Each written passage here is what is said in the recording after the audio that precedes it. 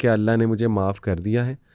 انہوں نے کہا کہ اللہ خود کہہ رہے ہیں قرآن میں ان اللہ یغفر الذنوب جميعا، اللہ سارے کے سارے گناہ معاف کر دیتا ہے. تو اب میں تمہیں اور کیا بتاؤں، مطلب اللہ کی یہ بات تمہیں بتا دیا، اب اور اس سے اور کیا گارنٹی ہو.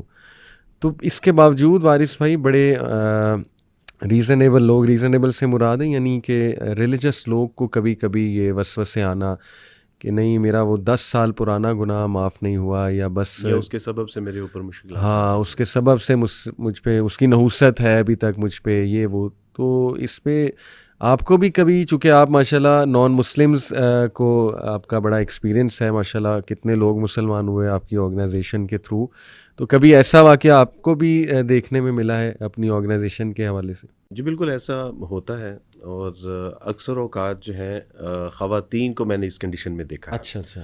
یعنی ان کو وہ بار بار اس بات پہ اصرار کرتی ہیں کہ کیا عبدالواس بھی واقعی اسلام قبول کرنے کے بعد ہمارے سارے کے سارے گناہ معاف ہو جائیں گے. سبحان اللہ. تو میں ان سے کہتا ہوں کہ اصل میں ہم نے اللہ سبحانہ و تعالیٰ کی رحمت کو جانا ہی نہیں، پہچانا ہی نہیں، اور وہ اپنے گنہگار بندوں سے اس قدر محبت کرتا ہے کہ we can't imagine about that. یہ ایک عام سوال بھی ہے ہمارے نوجوانوں کا. یہ نیو مسلم میں تو جب آتے ہیں ماشاءاللہ اسلام قبول کرتے ہیں تو آنسوؤں کے ساتھ جس طرح وہ اپنے رب کو قبول کرتی ہیں، تو میں ان سے کہتا ہوں کہ یہ آپ کی آنکھ کا جو ایک آنسو ہے نا، دوزخ کی آگ کو 7 سمندروں کا پانی ٹھنڈا نہیں کر سکتا، لیکن یہ آپ کی آنکھ سے نکلنے والا جو آنسو ہے یہ اس دوزخ کی آگ کو ٹھنڈا کر دے گا. آپ کے گناہوں کی پیوریفیکیشن ہے، آپ کے گناہوں کو دھو دیا گیا ہے. آپ یعنی اللہ کے حضور پاک صاف، جیسے برف سے آپ کے گناہوں کو اللہ نے صاف کر دیا. تو بالکل ہوتا ہے. اصل میں ہم نا اللہ سبحانہ و تعالیٰ کو بہت انڈر ایسٹیمیٹ کرتے ہیں کہ جس طرح میں آپ کی شان میں مجھ سے اگر کوئی گستاخی ہو جائے تو آپ دل میں بات رکھتے ہیں، اور مجھے یقین ہوتا ہے کہ انہوں نے اوپر سے اگر کہہ بھی دیا نا کہ میں تمہیں معاف کرتا ہوں، تو اس کے باوجود بھی کوئی نہ کوئی دل میں بات رہے گی. لیکن اللہ سبحانہ و تعالیٰ کے بارے میں یہ اس طرح کا گمان کرنا کہ میں نے توبہ بھی کی ہے، گناہ بھی معاف ہو گئے، لیکن اس کے باوجود وہ دل میں رکھتا ہے کہ پتہ نہیں گناہ معاف ہوئے ہوں گے کہ نہیں ہوں گے. علی بھائی اس میں ایک بڑی اہم بات ہے. جوان پوچھنا چاہتا ہے کہ میں اگر گناہ توبہ کرتا ہوں تو اللہ مجھے معاف کر دیں گے. تو ایک بات ہمارے جوان کو اپنے ذہن میں رکھنی چاہیے. اللہ سبحانہ و تعالیٰ نے اپنے بندوں کو بتایا کہ دیکھو کل بنی آدم خطاؤن وخیر الخطائین توابون، کہ ایک چیز یاد رکھو کہ تمام کے تمام انسان گنہگار ہیں، ماں سوائے انبیاء علیہ الصلوۃ والسلام کے. اللہ سبحانہ و تعالیٰ ان کی حفاظت خود فرماتے ہیں، لیکن فرمایا کہ اس کے سوا تمام انسان گنہگار ہیں، لیکن بہترین گنہگار وہ ہے کہ جو اللہ سبحانہ و تعالیٰ کی طرف رجوع لانے والا ہے، یعنی جو توبہ کرنے والا ہے، استغفار کرنے والا ہے، اللہ سے صلح کر لینے والا ہے. تو اللہ نے دیکھے کہ گناہ گاروں کو بھی ایک خوبصورت کنڈیشن میں لے آئے کہ بہترین گنہگار کون ہے. ایک روایت میں آتا ہے، مسلم کی روایت ہے غالباً، اور وہ یہ ہے کہ اگر انسان گناہ نہ کرتا تو اللہ سبحانہ و تعالیٰ اس مخلوق کو ہٹا کے اس کی جگہ ایک ایسی مخلوق لے کے آتے کہ جو گناہ کرتی پھر توبہ کرتی، پھر گناہ کرتی پھر توبہ کرتی. تو آپ یعنی اس اللہ کے بارے میں یہ تصور کر رہے ہیں کہ پتہ نہیں اللہ سبحانہ و تعالیٰ نے جو ہے وہ مجھے میرے گناہوں کو معاف کیا ہوگا یا نہیں کیا ہوگا. تو یہ بڑی ایک عجیب سی بات ہے. اس کے بعد آپ دیکھیے کہ اللہ سبحانہ و تعالیٰ خود قرآن مجید میں ارشاد فرما رہے ہیں کہ بے شک جو توبہ کرنے والے ہیں اللہ سبحانہ و تعالیٰ ان کو محبوب رکھتا ہے، اللہ ان کو پسند کرتا ہے جو توبہ کرنے والے ہیں. تو میرا خیال ہے کہ اس کے بعد ہمارے ذہن میں یا ہمارے دل میں کوئی شک شبہ یعنی اس طرح کا نہیں ہونا چاہیے کہ اللہ سبحانہ و تعالیٰ نے پتہ نہیں میرے گناہ معاف کیے ہیں یا نہیں کیے. مزید اس میں اگر آپ تھوڑا سا اور آگے جائیں تو کسی نے پوچھا کہ عبدالواس بھی میں نے بہت زندگی میں غلطی کوتاہیاں کی ہیں، اور اگر میں اللہ سبحانہ و تعالیٰ سے اپنے گناہوں پہ معافی مانگوں تو کیا اللہ سبحانہ و تعالیٰ واقعتاً مجھے معاف کر دیں گے؟ تو میں نے ایک لمحے کے لیے کہا کہ نہیں. تو وہ اس نے کہا کہ دیکھا میں بھی یہی سوچ رہا تھا. میں نے کہا لیکن جو آپ سوچ رہے تھے وہ غلط تھا. میں جو آگے والی بات کہنے والا ہوں وہ سنو کہ اللہ تمہارے گناہوں کو صرف معاف نہیں کریں گے بلکہ تمہاری گناہوں کو، غلطیوں کو، کوتاہیوں کو نیکیوں سے بدل دیں گے. یعنی اللہ سبحانہ و تعالیٰ دیکھیں کہ وہ کہہ رہے ہیں میں تمہارے گناہوں کو صرف معاف نہیں کروں گا بلکہ تمہارے گناہوں کو میں نیکیوں کے ساتھ تبدیل کر دوں گا. کہیں ایسی تجارت ہے کہیں ایسا ہوتا ہے کہ آپ کسی کی شان میں کوئی گستاخی کریں اور اسے معافی مانگے اور وہ آپ کے جتنے اس کو آپ کو غصہ ہو اتنے وہ مال و دولت سے آپ کو نواز دے؟ کہیں بھی ایسے نہیں ہوتا. لیکن میرے اللہ سبحانہ و تعالیٰ اپنے بندوں سے اس قدر پیار کرتے ہیں, محبوب ہیں. وہ کہتے ہیں کہ ہو گئی نا غلطی, دیر از نو پرابلم. ایک نوجوان مجھ سے کہنے لگے کہ عبدالواس بھائی میرے بہت زیادہ گناہ ہیں, اتنے گناہ ہیں, میں نے اللہ سبحانہ و تعالیٰ کی اتنی نافرمانی کی ہے, اتنی نافرمانی کی ہے, اتنی نافرمانی کی ہے, مجھے کس طرح اللہ معاف فرما دیں گے؟ تو میں نے ان سے کہا کہ وہ مختلف روایات میں آتا ہے کہ انسان اگر زمین سے لے کے آسمان تک بھی گناہ کر کے اس کو بھر دینا, پھر بھی اللہ سبحانہ و تعالیٰ کی رحمت سے تو زیادہ نہیں ہے گناہ. تو میں نے ان سے کہا کہ جتنے بھی آپ کے گناہ ہوں گے کم سے کم اللہ کی رحمت سے زیادہ تو نہیں ہو سکتے. تو اگر اللہ کی رحمت سے زیادہ نہیں تو یہاں پہ پھر اللہ سبحانہ و تعالیٰ کہتے ہیں کہ لا تقنطوا من رحمت اللہ, پلیز آپ کو ڈس اپوائنٹ ہونے کی ضرورت نہیں ہے, ہوپ لیس فیل کرنے کی ضرورت نہیں ہے, وہ تیرا رب ہے نا, تو پھر پرواہ کس بات کی ہے؟ بالکل ٹھیک. وارث بھائی یہ جو آیا ہے جس کو سب سے ہوپ فل آیا قرآن کی کہا جاتا ہے, سورہ زمر چیپٹر 39 ورس 53, قل یا عبادی الذین اسرفوا علی انفسہم. امام الرازی جو ہے نا اس میں سے 10 پوائنٹس بتاتے ہیں اللہ کی رحمت کے تفسیر الرازی میں.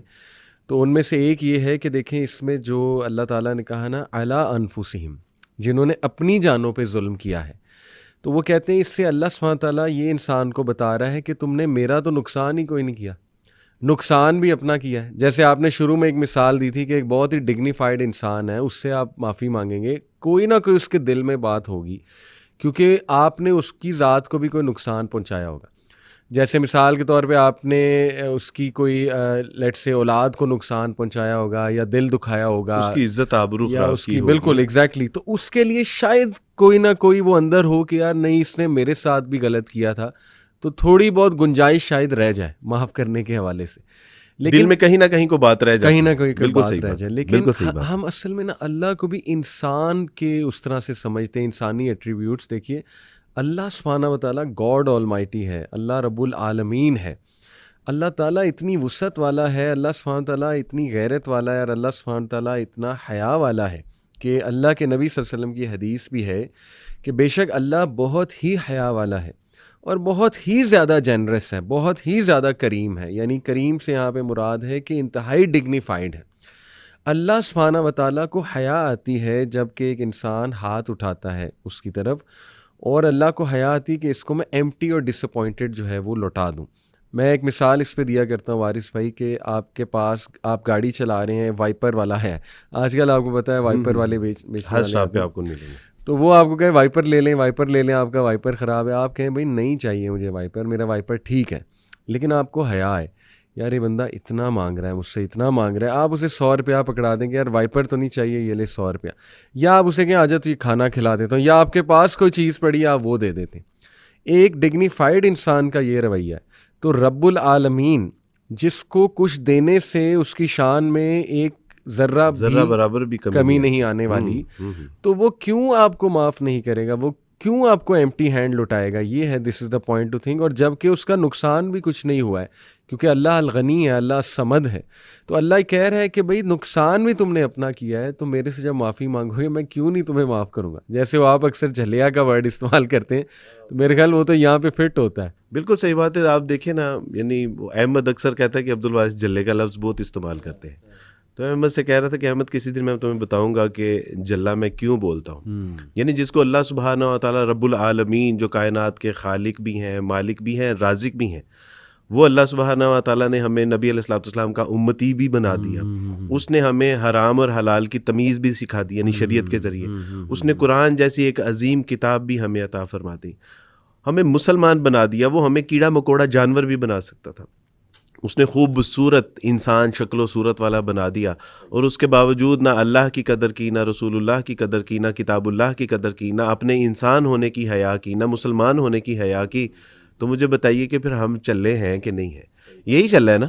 اور وہ ابھی آپ بات کر رہے تھے اللہ سبحانہ, وہ پھر یہ نہیں کہتا, یعنی اللہ سبحانہ و تعالیٰ تو ارشاد فرما رہے ہیں کہ تم جب گناہوں سے توبہ کرو گے تو بالکل تم, حدیث میں آتا ہے کہ اس کی مانند ہو کہ جس نے گناہ کیے ہی نہیں تھے.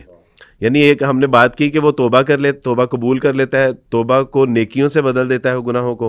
اور پھر یہ کہ تم ایسے شخص کی مانند بن جاتے ہو کہ جس نے کبھی گناہ کیا ہی نہیں تھا. علی بھائی ایک بڑی خوبصورت حدیث کہ اللہ سبحانہ و تعالیٰ میری اور آپ کی توبہ سے خوش کتنا ہوتا ہے. رسول اللہ صلی اللہ علیہ وسلم فرمایا کہ ایک ایسا شخص کہ جو صحرا میں تھا، اس کا اونٹ تھا، اس کے اوپر زیادہ راہ تھا اور وہ کھو گیا. بس وہ اپنے مرنے کا انتظار کر رہا تھا.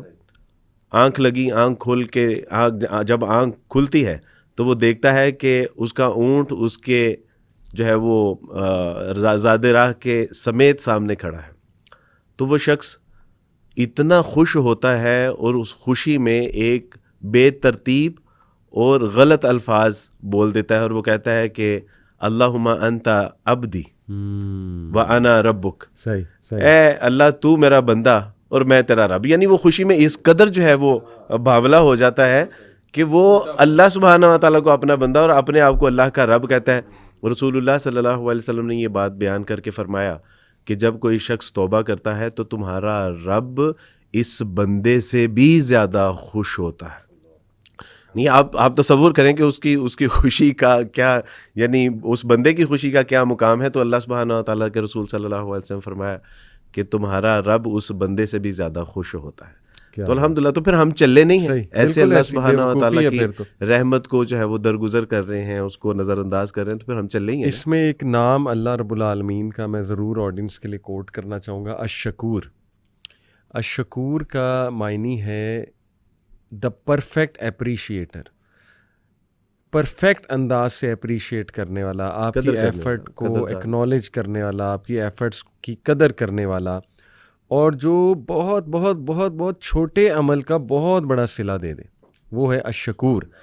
اور قرآن میں اس کی بے شمار مثالیں بھی ہمیں ملتی ہیں. مثال کے طور پہ سورہ یاسین میں ایک شخص کا ذکر ہے نا کہ وہ اس نے بس آ کر اتنا کہا کہ اے لوگوں ان کی بات سنو، مرسلین کی بات سنو.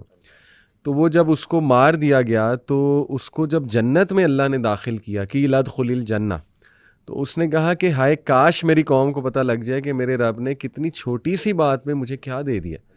اب دیکھیں نا، اس بندے کے نہ وہ عالم تھا، نہ وہ کوئی نبی تھا، وہ ایک ان نون بندہ تھا جس نے بس آ کے یہ کہا کہ دیکھو ان لوگوں کی بات سن لو، یہ بات ٹھیک کر رہے ہیں، اب یہ ایک چھوٹا عمل ہے، بس اس نے یہ کہا، اور اس کے رزلٹ میں اللہ نے کتنا سٹیٹس اسے دے دیا. اور بھی بے شمار دیکھے واقعات ہمیں ملتے ہیں. لیکن میں انٹرسٹنگ بات بتاؤں وارث بھائی کہ یہ جو الشکور ہے، یہ 3 بار اس کی پیرنگ ہوئی ہے قرآن میں.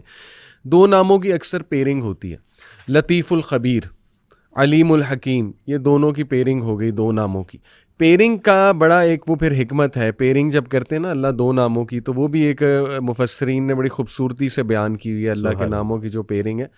تو یہ جو الشکور ہے، اس کی جو پیرنگ ہوئی ہے جس نام کے ساتھ 3 بار قرآن میں، وہ ہے الغفور. الغفور جو ہے یہ غفرہ سے نکلا ہے. غفرہ کا مطلب ہے یعنی چھپا لینا. اللہ سبحانہ و تعالیٰ اتنا اپریشیٹو ہے آپ کی توبہ کا، اتنا اپریشیٹو ہے کہ وہ ایک تو دیکھیں نا، آپ نے کہا کہ نیک اعمال میں بھی تبدیل کر دے گا، پھر وہ جو گناہ ہے اس کو چھپا بھی لے گا. یعنی الغفور وہ ہے جو گناہ کو چھپا بھی لے گا اگر سنسیئر توبہ ہے، اگر اصلاح بھی کر رہے ہیں، سنسیئر توبہ ہے. اور نہ صرف چھپا لے گا بلکہ اللہ سبحانہ و تعالیٰ لوگوں کے دل میں آپ کی محبت بھی ڈال دے گا. لوگ آپ کی عزت کرنے لگیں گے.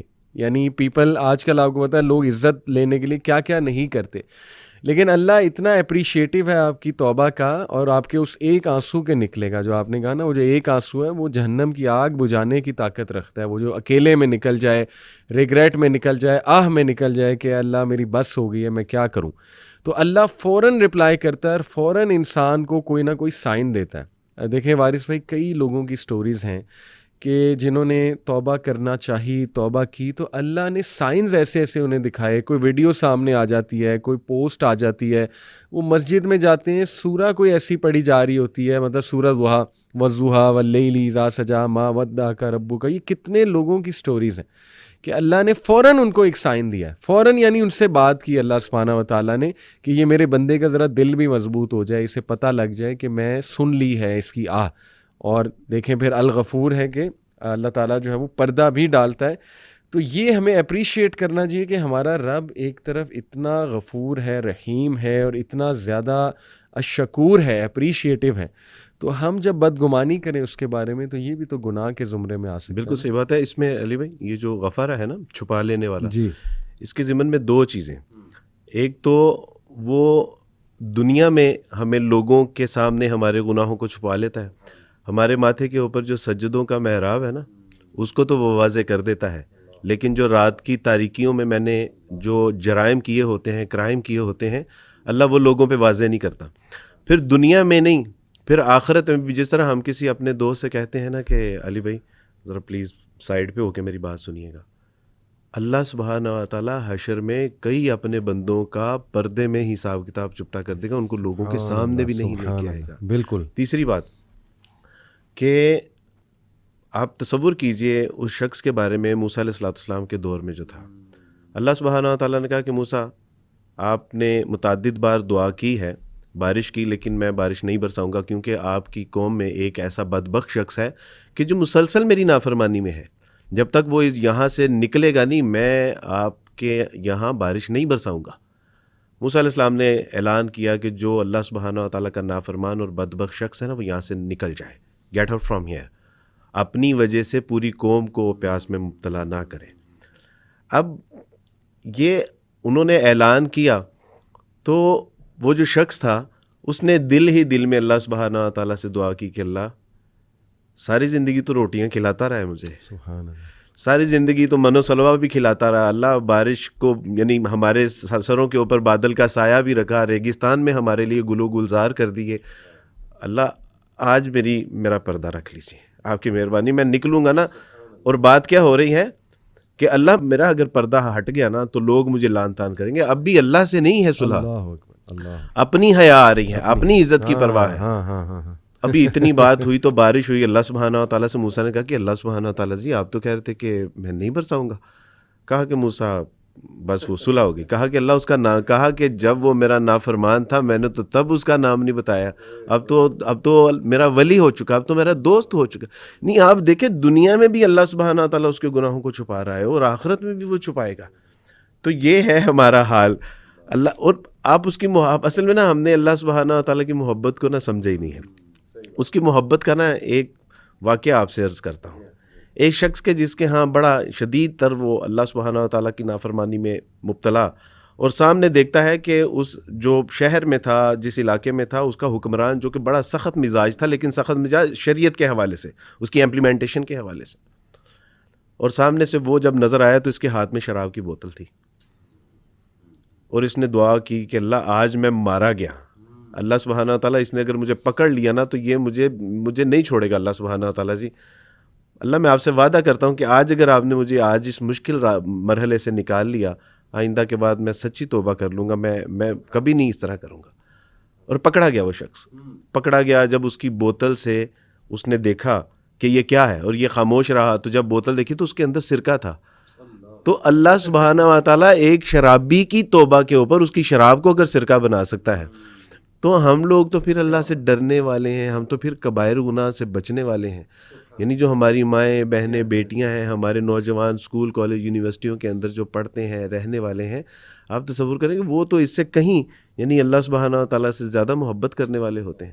تو ہم نے اصل میں نا اللہ سبحانہ و تعالیٰ کو جو ہے نا وہ بڑا انڈر ایسٹیمیٹ کیا. آپ جو وہ قرآن مجید کی آیت پڑھ رہے تھے نا, قل یا عبادی الذین اسرفوا علی انفسہم, اس میں نا کچھ اسرار ہیں علی, اور وہ اسرار یہ ہیں کہ اللہ سبحانہ و تعالیٰ نے یہ بھی کہہ سکتے تھے کہ کل یا ایھا الانسان, لوگوں سے کہہ دیجئے. اللہ سبحانہ و تعالیٰ یہ بھی کہہ سکتے تھے کہ کل یا ایھا الرجال, ان مردوں سے کہہ دیجئے, یہ ان عورتوں سے کہہ دیجئے, ان تاجروں سے کہہ دیجئے. لیکن اللہ سبحانہ و تعالیٰ کیا فرما رہے ہیں, کل یا عبادی الذین اسرفوا. نبی صلی اللہ علیہ وسلم میرے بندے جو ہیں نا, میرے بندے. آج کوئی پولیٹیکل جماعت ہوتی ہے نا, تو انہوں نے جب ان بندوں سے یا ان پکڑے ہوئے بندوں سے محبت کا اظہار کرنا ہوتا ہے تو وہ یہ کہتے ہیں کہ یہ ہمارے بندے ہیں, ان کو کچھ ہونا نہیں چاہیے.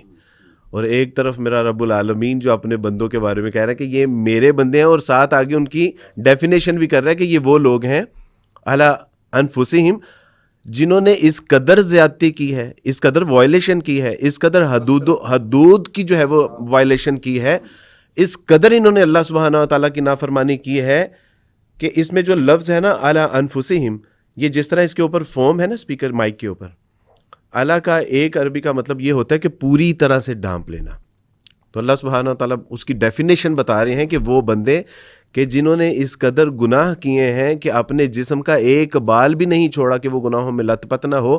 نبی صلی اللہ علیہ وسلم ان سے کہہ دیجئے کہ لا تقنطوا من رحمت اللہ, اپنے رب کی رحمت سے چلے ہو, نا امید نہ ہونا, وہ اس کی بڑی رحمت ہے. اور تمہارے دنیا کے درختوں کے پتوں کی مانند, ریت کے ذروں کی مانند, آسمان کے ستاروں کی مانند, اور یعنی اس سے بھی زیادہ تمہارے اگر گناہ ہو جائیں گے, تمہارے رب کی رحمت اس سے بھی زیادہ ہے.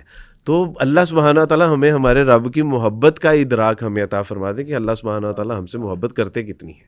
ایک حدیث آپ کے سامنے رکھتا ہوں, یہ صحیح حدیث ہے, علامہ البانی نے اس کو صحیح کہا, سنن ابن ماجہ کی حدیث ہے, ابو رزین سے مروی ہے, ایک صحابی تھے, کہتے ہیں کہ نبی صلی اللہ علیہ وسلم فرمایا, شاید لمبی حدیث ہے, بیچ کا پورشن میرے سامنے ہے, غالباً محسوس ایسا ہو رہا ہے. بہرحال نبی صلی اللہ علیہ وسلم نے فرمایا, اللہ تعالیٰ لافظ, اللہ مسکراتا ہے, ہنستا ہے اپنے بندے پر جب وہ بہت ڈسپیئر کا شکار ہو جائے, مایوسی کا شکار ہو جائے, اللہ مسکراتا ہے. کیوں؟ کیونکہ سون اللہ از گوئنگ ٹو ریلیو ہم, اللہ ان قریب اس کو ریلیف دینے والا ہے. دیکھیں یہ بالکل اسی طرح ہے وارث بھائی کہ ہم آج سے 5 سال پرانا کوئی مسئلہ نکالیں, آج ہمیں شاید یاد بھی نہیں وہ مسئلہ. اس ٹائم ہم بڑے پینک ہو رہے ہوں گے, اس ٹائم ہم بہت زیادہ تذبذب کا شکار ہوں گے, یہ کیا ہو گیا, پتہ نہیں کیا ہوگا, میرا فیوچر کیا ہے, میں تباہ نہ ہو جاؤں, یہ وہ اس طرح کی باتیں. لیکن اللہ نے کیا دیکھ لیا, فیوچر پتہ ہے اللہ کو کہ 5 سال بعد عبد الوارث کہاں ہے, 5 سال بعد محمد علی کہاں ہے. ٹھیک ہے, تو اللہ مسکرائیں گے کہ یہ بندہ پینک ہو رہا ہے, اس کو پتہ ہی نہیں یہ مشکل اس کو کہاں لے جائے گی, اس کو پتہ ہی نہیں اس سے جو لیسنز لرن کرے گا یہ وہ اس کے لیے کتنے فائدہ مند ہیں. اور اللہ کو آگے کا سارا جو ہے فیوچر نظر آ رہا ہے, کہ بلکہ یہاں تک نظر آ رہا ہے کہ یہ بندہ تو انشاءاللہ اللہ ہمیں جنت مل جائے, کہ یہ میرا فلانا بندہ یہ تو جنت میں ہے. جیسے کئی لوگ سوال کرتے ہیں وارث بھائی کہ جو فلسطین میں ہو رہا ہے, بچے کٹ رہے ہیں, شہید کیا جا رہا ہے انہیں, مائیں, وہ بچے یتیم ہو رہے ہیں, مائیں اپنے بچے کٹتے ہوئے دیکھ رہی ہیں, تو بہت بڑا حادثہ ہے, نو ڈاؤٹ بہت بڑا حادثہ ہے. لیکن انشاءاللہ وہ سب جنت میں. اللہ سبحانہ و تعالیٰ کا تو وہ ماں جنت میں بچوں کے ساتھ کھیلتی ہوئی نظر آ رہی ہے, اور اللہ سبحانہ و تعالیٰ کو تو یہ نظر آ رہا ہے کہ ابراہیم علیہ السلام ان کی ابھی پرورش کر رہے ہیں ان بچوں کی, اور اللہ کو تو یہ نظر آ رہا ہے نا کہ وہ ساری فیملی جنت الفردوس میں اکٹھی ہے, اور پھر اس قربانی کا ایک بہت بڑا ریوارڈ ملنے والا ہے, بہت بڑا ریوارڈ ہے. تو اس لیے دیکھیں یہ جو بات ہے نا کہ اللہ تعالیٰ مسکراتے ہیں یا ہنستے ہیں اپنے بندے کو دیکھ کے کہ یہ دیکھو پینک ہو رہا ہے, حالانکہ اس کو نہیں پتا کہ اس کو میں ریلیف دینے والا ہوں, ان قریب ریلیف دینے والا ہوں. اس پر جو ہے ابو رزین رضی اللہ عنہ نے سوال کیا, یا رسول اللہ کیا ہمارا رب مسکراتا بھی ہے؟ نبی صلی اللہ علیہ وسلم نے فرمایا ہاں. تو پھر انہوں نے کہا کہ پھر تو ہم کبھی بھی خیر سے محروم نہیں ہوں گے, کیونکہ جو رب مسکراتا ہے تو اس سے تو خیر سے محروم ہونا یہ تو بہت بڑی پھر ناشکری ہوگی. سبحان اللہ. تو دیکھیں یہ کتنی خوبصورت حدیث ہے, ہمارا رب مسکراتا ہے. آپ دیکھیں نا قرآن مجید میں بھی آتا ہے کہ ان مع العسر یسرا, جی, اور اس میں جو آسانی ہے وہ 2 ہیں اور مشکل 1 ہے, کہ ہر مشکل کے بعد آسانیاں ہیں, یعنی آسانیاں 2 ہیں. تو انشاءاللہ اس مشکل کے بعد حجاج بن یوسف علی بھائی, اس کے بارے میں کوئی بہت یعنی لکھنے والوں نے بہت پازیٹیولی لکھا, بہت یعنی الفاظ سخت استعمال ہوئے, ظالم اور اس طرح کے, لیکن اس کا اللہ سبحانہ تعالیٰ کے اوپر اعتقاد اور اللہ کے ساتھ تعلق مع اللہ جو تھا اس کا, وہ سن کے نا میں تو کم سے کم ہل جاتا ہوں. ایک بار ان کی والدہ نے حجاج سے کہا کہ حجاج اتنا ظلم مت کرو, کہیں ایسا نہ ہو کہ اللہ سبحانہ تعالیٰ تمہیں شدید ترین عذاب میں مبتلا کر دے. تو کہا کہ اماں یہ آگ کے انگارے ہیں, یہ ذرا میرے ہاتھ پہ تو رکھنا. تو کہا کہ حجاج میں کیسے کر سکتی ہوں, میں تیری ماں ہوں, تجھے پتہ ہے کہ میں تجھ سے کتنی محبت کر سکتی ہوں اور میں یہ عمل نہیں کر سکتی. تو فرمایا کہ اماں آپ تو ایک ماں ہو, اور وہ جو 70,000 ماؤں سے بھی زیادہ محبت کرتا ہے وہ مجھے کس طرح آگ میں مبتلا کرتا ہے. آپ یعنی اس کا اعتقاد دیکھیں, اس کا گمان دیکھیں, اس کی پازیٹیوٹی دیکھیں, اور اللہ سبحانہ تعالیٰ کے ساتھ اس کا جو ہے وہ محبت کا یہ ایک معاملہ آپ ذرا دیکھیے. اللہ سبحانہ تعالیٰ مجھے اور آپ کو مخاطب کر کے نا کہتا بھی ہے, کہتا ہے کہ یا ایھا الانسان ما غرک بربک الکریم. اور یہاں پہ نکل جاتا ہے مجھ سے کہ اے ایمان والو کہ تمہیں وہ کون سی ایسی بات ہے کہ جس نے اپنے رب کے بارے میں، رب رحیم، رب انسان کا کریم کے بارے انسان کا میں، ایمان، یا ایھا الانسان، یا ایھا تمام الانسان، انسانوں سے، یعنی کافر بھی ہے کوئی بھی ہے، کس نے تمہیں اپنے رب کے بارے میں جو ہے وہ دھوکے میں مبتلا کر دیا ہے؟ اور آپ اس آیت کو جب دل کی نگاہوں سے پڑھیں گے نا تو اس سے اللہ سبحانہ تعالیٰ کی جو محبت چھلک رہی ہے نا، یعنی شہد کا آپ چھتا لیجئے اور ان چھتے کو دونوں ہاتھوں کے ساتھ جب آپ نچوڑیں گے نا اور اس کے نیچے سے جو شہد ٹپک رہا ہوگا، یعنی اس آیت سے اللہ سبحانہ تعالیٰ کی وہ محبت ٹپک رہی ہے. یا ایھا الانسان ما غرک بربک الکریم، اوے چلے ہو اوے کنے تن تڑے رب تو غفلت دا شکار کرتا ہے. وہ کون سی ایسی چیز ہے کہ تم اپنے رب کے بارے میں غفلت کا شکار ہو گئے؟ وارث بھائی جو موسیٰ علیہ السلام والا آپ نے واقعہ سنایا نا، سبحان اللہ، کہ یعنی اللہ تعالیٰ نے جس شخص کا عیب اس کے گناہ گار ہونے کے باوجود چھپایا، تو جب اس نے توبہ کر لی تو پھر اللہ تعالیٰ کیوں نہیں چھپائیں گے؟ یعنی پھر شیطان زیادہ اٹیک کرے گا، کیونکہ اب اس کے پاس موقع ہے کہ نہیں تیرے رب نے تجھے معاف نہیں کیا. اب تو اسے خطرہ لگ گیا نا، خبیث کو، شیطان کو، جو رجیم ہے، کہ نہیں اب تو یہ اس کا تعلق بڑھنے والا ہے اللہ سے، اب تو یہ پازیٹیو ہونے والا ہے، تو تب وہ زیادہ آئے گا، زیادہ اٹیک کرے گا. یہ ہمارے لوگ سمجھتے نہیں. دیکھیں وہی آپ نے جو پروگرام سے پہلے بھی ہم بات کر رہے تھے، ایک مثال دی تھی کہ چور وہیں اٹیک کرے گا جہاں سامان زیادہ ہے، جہاں پہ اسے نظر آ جائے چیزیں زیادہ ہیں، وہیں پہ بتائے خیر ہے جہاں پہ. بالکل. تو اسی طرح وسوسے بھی زیادہ اسے آئیں گے، جس سے خطرہ اسے بہت زیادہ ہے کہ یہ تو بندہ جو ہے بڑا مخلص ہے اور یہ تو جا رہا ہے اس سائڈ کی طرف، تو یہ تو میرے ہاتھ سے نکلنے والا ہے. تو پھر زیادہ سے زیادہ وسوسے اسے ڈالے جائیں گے.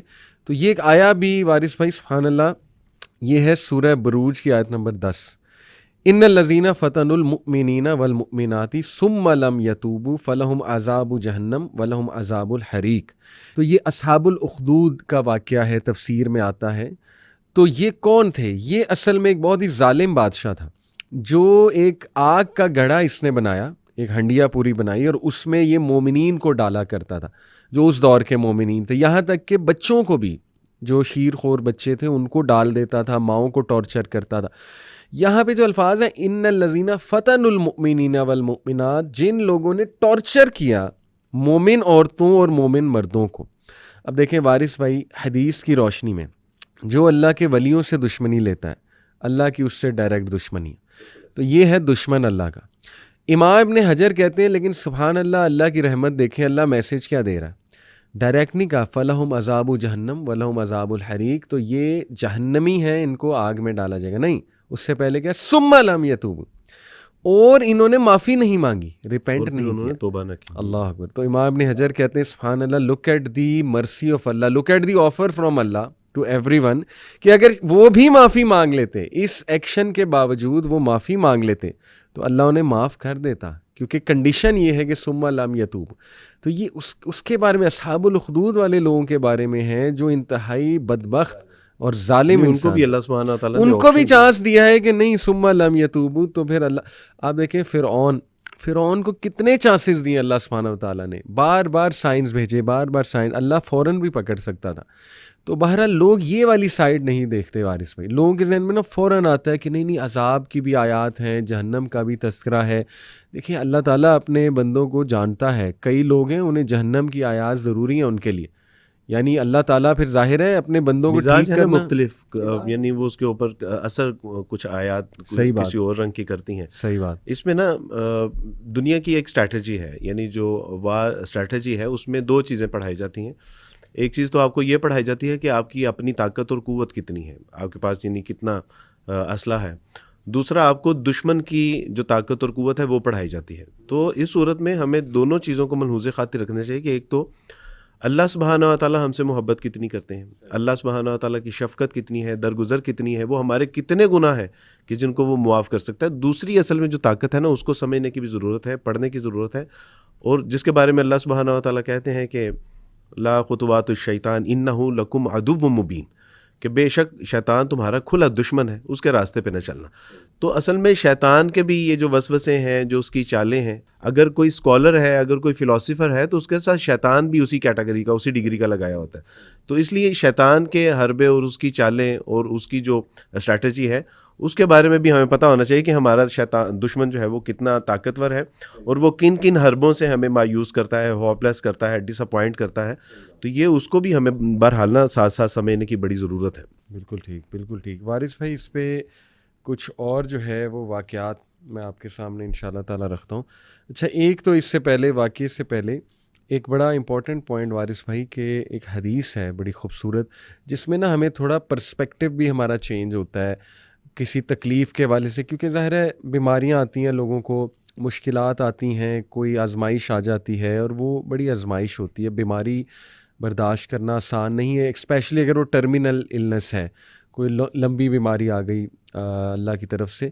تو یہ ایک حدیث میرے سامنے بڑی خوبصورت صحیح حدیث ہے. اللہ کے نبی صلی اللہ علیہ وسلم فرماتے ہیں، اگر اللہ نے اپنے کسی بندے کا بہت بڑا سٹیٹس لکھا ہوا ہے، اور اللہ نے مثال کے طور پہ کہ اللہ نے اس کو جنت الفردوس میں انبیاء کے ساتھ ان کا ہمسایہ رکھنا ہے، اور یہ اللہ تعالیٰ نے ڈیسائیڈ کر لیا سٹیٹس اس کا، لیکن وہ اپنے اعمال کے تھرو وہ سٹیٹس نہیں اچیو کر پا رہا. یعنی وہی آپ کے لیے بات ہے، چل رہا ہے، یعنی اسے سمجھ نہیں آ رہی، ٹھیک ہے، کہ اللہ تعالیٰ اس سے کام لینا چاہ رہا ہے، اللہ اس کا سٹیٹس بلند کرنا چاہ رہا ہے، لیکن اس کے اعمال ایسے نہیں ہیں کہ وہ سٹیٹس اچیو نہیں کر پا رہا. یہ بالکل اسی طرح ہے وارث بھائی کہ ایک ٹیچر نے ایک اسٹوڈنٹ کو دیکھ لیا. آپ کے کئی اسٹوڈنٹس ہوتے ہوں گے، آپ نے کہا یار یہ تو بہت ہی پیارا لگتا ہے مجھے، ٹھیک ہے نا، تو اس کو تو ضرور میں نے جو ہے نا وہ اوپر لانا ہے، اس سے کوئی کام میں نے لینا ہے، اس میں بڑی خیر مجھے نظر آ گئی. لیکن آپ دیکھتے ہیں یار یہ بڑا لاپرواہ ہے، یہ تو صحیح جو ہے نا وہ پڑھ بھی نہیں رہا، یا یہ جو ہے نا وہ اس ڈگر پہ نہیں چل رہا جو میں نے اسے کئی بار سمجھایا ہے. پھر تو اسپیشل فیور ملنا شروع ہو جاتا ہے. کہیں نہ کہیں سے نا آپ اسے یا سیدھا کرنے کی کوشش، اس لیے کہ وہ اس مقصد کو اچیو کر لے، اور اسپیشل فیور بھی ہو سکتی ہے ڈیفینیٹلی.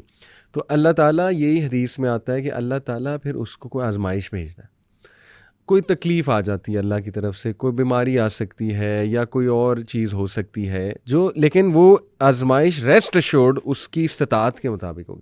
بیکاز لا یکلف اللہ نفسا الا وسعها، ایسے ہی نہیں بھیج دے گا اللہ کہ وہ اس کی استطاعت سے ہی باہر ہے، کوئی آ جائے گی. اس آزمائش کو وہ برداشت جب کرے گا بندہ، اس کا سٹیٹس بڑھتا جائے گا، سٹیٹس بڑھتا جائے گا، یہاں تک کہ وہ سٹیٹس کو اچیو کر لے گا جو ٹیچر چاہ رہا تھا.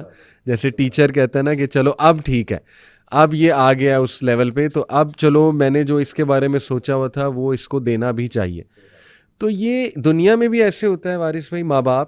ماں باپ اکثر اپنے بچوں کے بارے میں کچھ سوچتے ہیں، اور بڑے پیارے لگتے ہیں انہیں کچھ بچے، لیکن وہ دیکھتے ہیں لاپرواہ، وہ دیکھتے ہیں کہ یہ اسپیشل فیور ملنا شروع ہو اسپیشل فیور بھی ملنا شروع ہو جاتی ہے، اور پھر ان کو کوئی نہ کوئی ایسی چیز سے بھی وہ گزارتے ہیں کہ ذرا یہ لرن بھی کر لیں.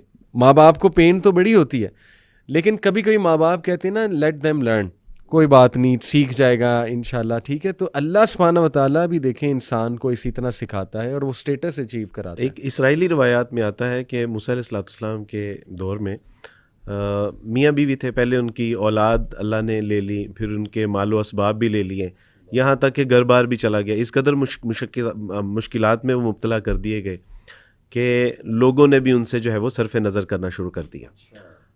جنگل میں چلے گئے، اور وہیں بھوک پیاس کی تاب نہ لاتے ہوئے اللہ سبحانہ و تعالیٰ نے ان کی ارواح کو قبض کر لیا.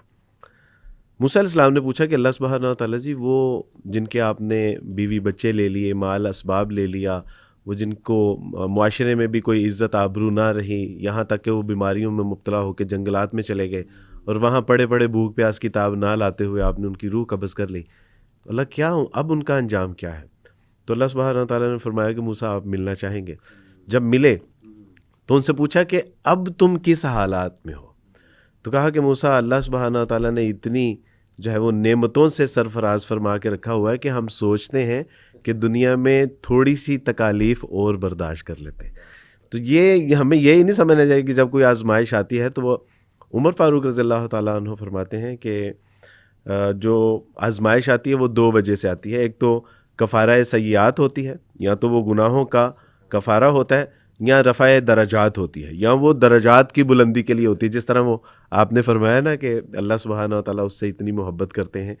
تو آزمائشیں آتی ہیں، لیکن وہ آزمائشوں میں ہمیں چھوڑتا نہیں ہے. ایک صحابی جب آئے نا، تو اس صحابی کے کپڑے میں کچھ پرندے تھے، تو اللہ کے رسول صلی اللہ علیہ وسلم کے یہاں آ کے کہا کہ اللہ سبحانہ و تعالیٰ، یہ پرندے میں نے جھاڑیوں میں سے لیے ہیں، لیکن ان کی ماں میرے سر پہ منڈلانا شروع ہو گئی، اور جیسے ہی میں نے پردہ کھولا تو میرے ہاتھوں پہ جھپٹ پڑی. تو پوچھا کہ اللہ کے رسول، یہ اتنی اپنی جو ہے وہ بچوں سے محبت، تو رسول اللہ صلی اللہ علیہ حدیث کا مفہوم ہے، رسول اللہ صلی اللہ علیہ وسلم فرمایا کہ جتنی یہ اپنے بچوں سے محبت کرتی نا، اس سے کئی گنا زیادہ اللہ سبحانہ و تعالیٰ اپنے بندوں سے محبت کرتے ہیں.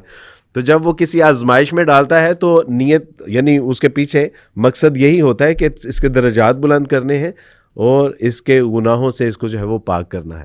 تو ہمیں اتنی جلدی جو ہے نا وہ یعنی ہتھیار نہیں ڈال دینے چاہیے، یا مایوس یا ہوپ لیس یا ڈس اپوائنٹمنٹ کا شکار نہیں ہو جانا چاہیے. ہمیں سمجھنا چاہیے کہ ہمارا رب جو ہے وہ بڑا غفور الرحیم ہے اور مجھ سے محبت کر رہا ہے، اس میں کوئی نہ کوئی حکمت ہو.